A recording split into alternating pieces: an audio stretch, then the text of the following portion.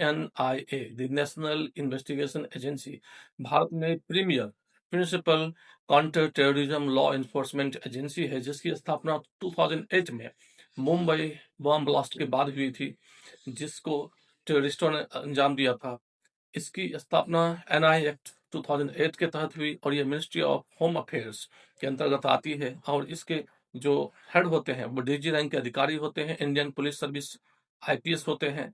इसके जो ऑफिसर्स होते हैं they are drawn from IPS, paramilitary forces, Indian revenue services, और काफी हाईली ट्रेंड होते हैं किसी भी टेरर एक्टिविटीज के इन्वेस्टिगेशन को कैरी आउट करने में।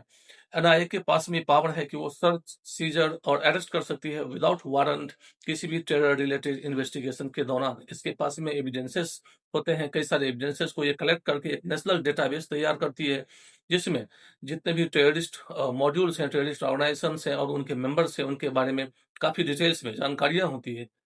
एनआईए का जो हेडक्वार्टर है वो न्यू दिल्ली में है और इसके कई सारे ब्रांचेस भारत के बड़े बड़े मेट्रोपॉलिटन में इंक्लूडिंग कोलकाता, चेन्नई, मुंबई, रांची, चंडीगढ़, गुवाहाटी में स्थित है। एनआईए के अपने ट्रायल कोर्ट भी होते हैं।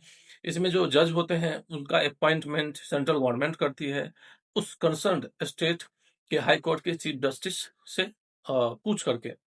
इसकी जो अपील है एनआईए कोर्ट से अपील भी किया जा सकता है हाई कोर्ट में, जिसमें एक डिवीजन होती है 2 जजेस की।